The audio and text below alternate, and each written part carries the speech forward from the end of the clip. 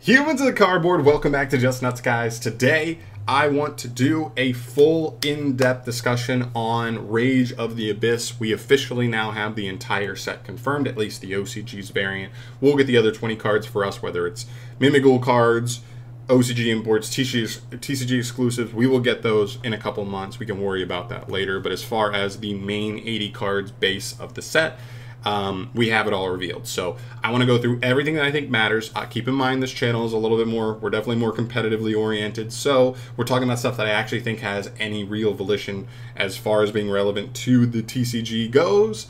And then we'll, and then we'll go from there. So you guys know I like to break these up into different categories. Let's start with the brand new archetypes. It's 3 brand new archetypes, pretty good. Don't always see this many new archetypes in every new core set, but this is still exciting to see regardless. So starting off here on the far left here, we have Azamina. This is the next Sinful Spoils archetype coming from that lore. It's a pretty scary engine, to be honest. Not that the deck does a ton on its own just yet, but as a splashable engine, this engine either gives you gives you access to 1 card Omni Negates on first summon, or can get you into any Sinful Spoils card search. So that means, the original Sinful Spoils to get you into a fire monster, so it adds consistency to decks that want to use that engine, as well as decks that if they already open access to their engine, like if you already open Snake Eye Ash, you would just use this engine now, or the Bellstar slash Wanted can just get you into this engine. Now you can set up an Omni Negate before you even try to do anything. Normal summoning your Ash, which is very, very scary. So hopefully Snake Eye gets hit before this engine comes out, but it is very, very scary. Not good enough on its own, but as an engine, terrifying. Next up we have Primordial, very cool archetype based around normal monsters, giving them a little bit of playability, which I really like. I actually can't wait to mess around. I know it's kind of a helmet deck, but I actually can't wait to mess around with like Phantasm Spiral with this engine. But this engine has some cool utility, has some pretty powerful cards for what it's worth. The restriction being you're going to be forced to play normal monsters, and your monsters are going to be lacking, but the bonus effects you get from the actual Primordial spell and traps are actually pretty decent. Very, very excited to see what they do in the next core set for this archetype, but yeah, definitely has some cool potential, even in non-normal decks. Like it actually, like summoning just free bodies could have some potential, but we'll have to wait and see on that. And the last one here is our Metal Morph archetype, Bandit Keith support. Almost surprised this wasn't the cover support in this set, because Bandit Keith stuff, like, you know what I mean? Like a Metal Zoa or a Red Eyes Metal Dragon, like that could have been a cover, like boss monster. I would not have been shocked to see that. But anyway, it's a fun little engine. To me, it's just a little bit too slow. It doesn't do basically anything turn 1. It gets a trap, and then you have to set the trap, and then the trap gets you into your boss monster on the opponent's turn. The only legit application I've seen so far for this archetype is in like a dragon deck, where you can just search this card, search this Red Eyes card, which gets you the trap, and then the trap can summon the Red Eyes on the opponent's turn. If it's via your engine, you can end on it as part of your end board, and you can get away with just playing like 1 copy of the Red Eyes and 1 copy of the trap, then I think that's fine. I just don't want my deck riddled with an engine that like does very, very little going second. It's very, very weak going second. So I think it works in Dragon Link, but aside from that, I'm not too impressed with this engine. I think it's more fun than anything, but maybe in Dragon Link we'll see it actually do a little bit. Next up, we move to the top level support. These are the archetypes that are either already really good, getting more support, or archetypes that I think move up into solid tier status with their new support. So first off, we have our cover card here, our cover support, Sharks. Half of the support is pretty poop, but half of the support is actually pretty strong. And since they got 9 cards, that's still like 4 or 5 solid cards. We'll take that all day. I think as a deck that's already been considered an alright rogue deck, it moves up into maybe that tier 2 status with these new cards. I really think they get a nice buff here. I'm very excited to see where they end up. Next up, you have Fiendsmith. They get 2 new cards, a Link 3 and a new main deck girl. She's interesting to me because she just like Foolish Burials of Fiendsmith. The Link 3 wasn't like too impressive to me, but I don't know. Like, I don't know if they're smooth enough to actually make their way into the Fiendsmith engine the way it's being played right now. It's just like a super generic 0-brick engine kind of thing. She does take your normal summon, which we don't love, but she also is another body that you can summon out of the deck off of the Fiendsmith Requiem and then send Engraver and then Reborn Engraver immediately. It does give you easier lines into something like a Chaos Angel line in going second kind of thing, but I'm not totally sure if that's all the way worth it or not. But she could be an interesting card for the engine. Next up, you have Memento. They get a new sendable target. It's just one card. He's going to be a 1-of in the deck, from what I'm hearing from most Memento players. He's a cool card. When you make the new fusion, who sends 3 Memento cards, it sounded like there weren't 3 awesome targets for him to send. There were like 2, right? You could send the fusion, you could send Bone Party, you could send, well, Bone Party is not as relevant, but specifically the fusion spell, which searches from grave, and Gaddick, Ghost, and then after that you didn't have a 3rd great target. Well, this guy probably becomes your 3rd good target. He's really good in the grind, he's really good recovery, he's just good value. You don't want to open him, but once you get him in rotation, you're pretty happy about it. Centurion gets 2 new cards. A new main deck monster that can help them play around certain hand traps going first, which is kind of cool. But also, you get this new Synchro 8, which is insane. On summon, it searches an Emblema card, which is one of the bigger problems some people had with the deck, was the Emblemas are just a little bit awkward and you just have to hard draw them. Now they're searchable, which is really, really strong. And this card on summon can like pop an opponent's card. This card is very, very strong. I think this card has the potential to be good enough where Konami, even in the TCG, which has been the only place they haven't banned Calamity yet, I believe, they may say, wow, Centurion's actually good enough now. We made their engine good enough in the main deck and extra deck that we do not have to have Calamity for the deck to be playable. So we can ban Calamity now with a clear conscience that Centurion's still going to be solid and playable, and go from there. And then these lower level ones, these are archetypes that are already just, I think, decent, and even though their new support isn't like taking them to the next level, they are like, you know, their decks that are already good. So Whitewoods gets a new card. It's actually a cool card that helps them end on better turn 1 boards against like board breakers. This card I think can just negate like a face-up card. Not the worst thing in the world. Definitely can help insulate them versus like scary board breakers that could otherwise decimate them. And then Tenpai gets a new like recovery kind of continuous spell card. I don't think they'll play this. Like, you're talking about a going second deck that just wants to OTK your opponent immediately. I don't think we need to worry about recovery cards in those decks. You don't want to draw a card like this rather than a hand trap, a board breaker, an engine card, right? So I doubt it'll see play, but it's worth mentioning because Tenpai is a scary deck right now. We also get a new Gimmick Puppet Trap, which makes no sense to me. This is an FTK deck. If you don't FTK, I don't know what you're doing. Maybe there's a world where you play one of this because it's like, oh, if I can't FTK, I need to set up something. Maybe this is something you could do for that, but outside of that exact scenario, I'm like, when are you ever using a trap? You're playing an FTK deck. If you go first, you're trying to kill them, burn them to death. This card does not help with that, so, or at least not, you know, not in the cleanest way that you'd want. So, yeah, but still, another deck that's already gotten a couple of higher end tops. Scary deck.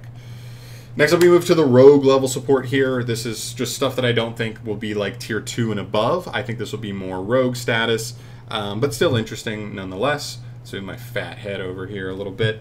Starting up here, Mermails. They get cool stuff. They can actually officially combine with Atlanteans as a full-on archetype. I still think they have some of their same problems where they don't have like the cleanest 1-card combos, but so a lot of their stuff is going to be 2-card combos. And I also really have questions on how much non-engine they can play, which I do think will make them struggle going second quite a bit. But there's no denying their engine is better now. They could be a legit Rogue deck again. They may actually start popping up again. I don't know if I don't think they'll make it to like tier 2 or higher with this support, but they're definitely better for sure. Battle Wasp, or more generally Insects, get a nice new wave here of main deck cards. They get this guy, this new monster. They also get 2 pretty useful spells. But the same problem kind of persists for me for Insects, which is that they don't have the best extra deck tools to be able to go through and end on. So until they get a little bit better there, I don't think they'll like jump into high tier, but I do think they could be an actual Rogue deck now, yet again, because of how powerful some of these new main deck engine cards are. I don't think they need much engine or like main deck help at all now going forward, to be honest. It's just extra deck help. Six Samurai. They get like 5 new cards. I think they have a similar problem-ish to Mermail in that how much non-engine can they fit? And they have a lot of 2-card combos, not a lot of 1-card combos. So are they going to be, like, are they just going to struggle way too much going second? They might. I think they can still, I think you can say at least that their power, their ceiling, if they actually get their plays off, is now legit with modern day Yu-Gi-Oh! And also being able to beat maybe 1, maybe 2 hand traps at times, but still not consistently enough to get them into the higher tier. Goblin Biker, Goblin Riders, whatever you want to call them. These guys, they get 3 new cards. The trap's pretty forgettable, but they do get like a worse E-Telly, which is still a decent card, and this new like level 6 main deck guy. I wish he was a level 3. It makes the deck like a little bit clunky at times if you get interrupted at the wrong spot, because you can be stuck with a level 6 on board instead of a level 3, and the deck always wants level 3s on board.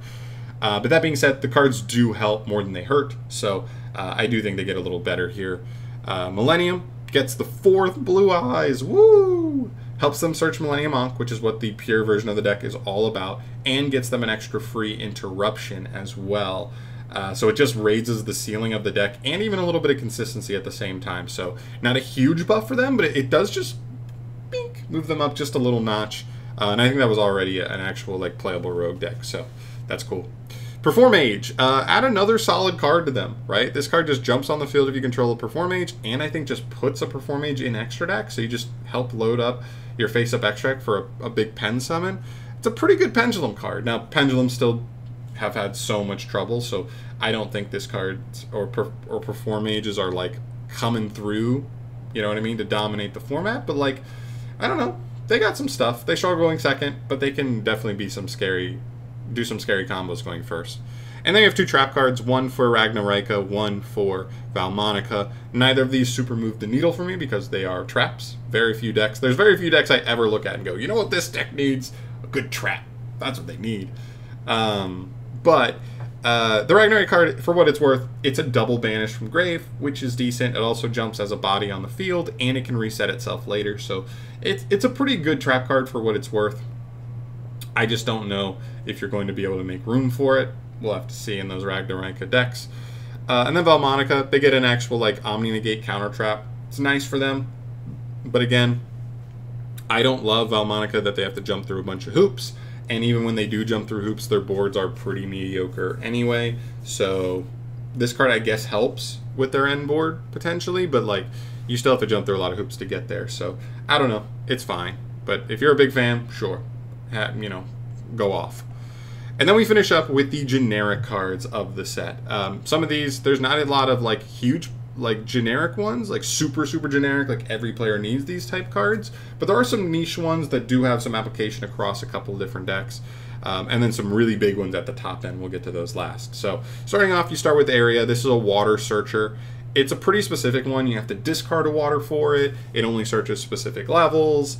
It's not a perfect card, but I could see maybe a budget player wanting to play something like this, or, you know what I mean, Mermails may actually be able to make use of this because it does trigger any of those effects that trigger when they're sent for a water monster's effect, so that's cool. But outside of that, I don't see like too much application for it, but it is technically really generic water support. Next up, you have Chaotic Allure Queen. I actually think this card's a little more interesting than I gave it credit at the beginning. There's actually some really scary applications for this card. Stuff like being able to equip the Dragon Buster, the Buster Blader little dragon guy, where if he's equipped to a monster, your opponent cannot summon from extra deck. So this card does potentially add the ability for certain decks to extra deck lock people, which is very degenerate, very scary, but possible and something we can't ignore. There's also some other decks like ABC where like even just equipping a piece to it and then linking this card off and then being able to trigger the piece for a bonus time, like B or something, is actually pretty good. So I actually do think this card has some cool utility there. And even Cyber Dragon, because you should be able to equip a Cyber Dragon from Grave to it, and then that Cyber Dragon would still be able to contact Fuse even from Spell and Trap Zone with an opponent's monster, I believe, which is very cool as well. So there's some cool applications, cool decks that can make use of this. It's not even quite as relevant for Allure Queen decks because they're just not even a full deck on their own. But there's also search cards that can help us search this card out even more consistently. So that's definitely something to keep in mind. All right, on to the next tier. A new Morganite card. This searches the first Morganite. This one itself is probably not as good as that Morganite, but since it's getting its effects and getting you Morganite, I guess it's still pretty good, even though you can get drolled on it, so just keep in mind that it may lose you harder to droll. But for the decks that really, really, really want to play Morganite, this card's pretty cool for that. And it can search any Morganite, so if we get more down the line, this card is even more interesting for that as well.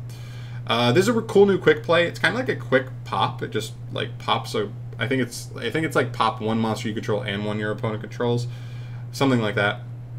It's like an Icarus attack, but instead of popping 2, you only pop 1. But it's a quick play, so it's way better going second, kind of thing. It's an interesting card. I mean, we saw something like Book of Moon during cash format come back into vogue. I could see a card like this because it can be something going first or going second, and maybe in a deck that doesn't mind having its stuff sent to grave. Like, I could see a world where a card like this actually has some legit playability to it.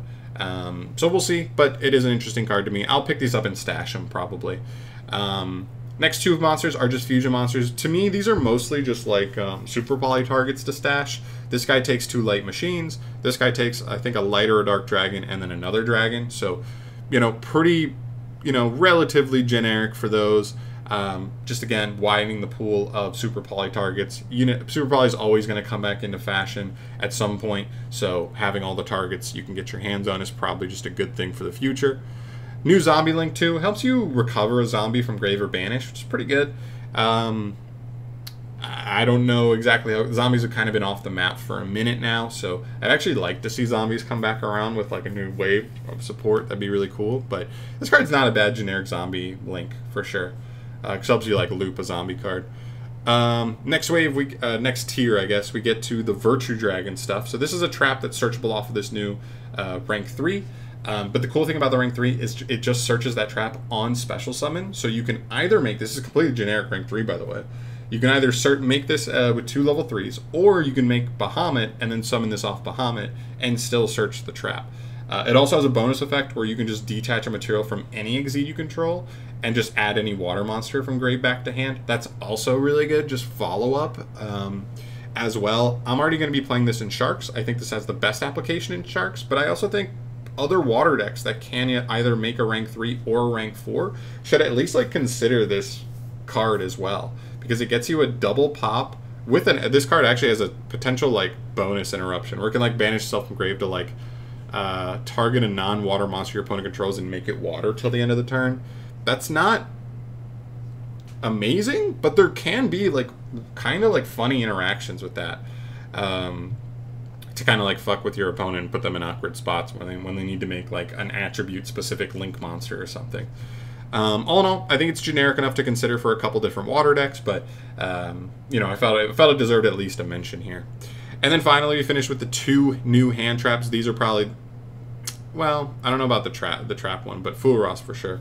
All right, Dominus Impulse. Let's start with the trap. This card is just like Dominus Purge from the set prior, but its restrictions are not as bad, and its interruption effect is actually better. So I actually think just overall, it's just a significantly better card. Yeah, I think this will see play in specific decks. Obviously, you can't use any light effects, wind effects, or earth effects for the rest of the duel after you use this card, so you have to be wary of that. It has to be a deck that does not mind those 3 restrictions. But if it doesn't, this trap is pretty good, man. This trap is pretty dang good as a hand trap for sure. So I like this card quite a bit. I'll definitely be playing some decks that can make use of this card, definitely. And then we have Furos. This is the chase card of the set. Every single competitive player is going to want 3 copies of this card. It's going to go right into their side decks immediately, and it'll stay there for years. This card is supposed to be the maxi of the TCG going forward. I think it's a little more balanced because it's only really good going second. You can't really use it going first. But, yeah, I mean, this card's just really strong.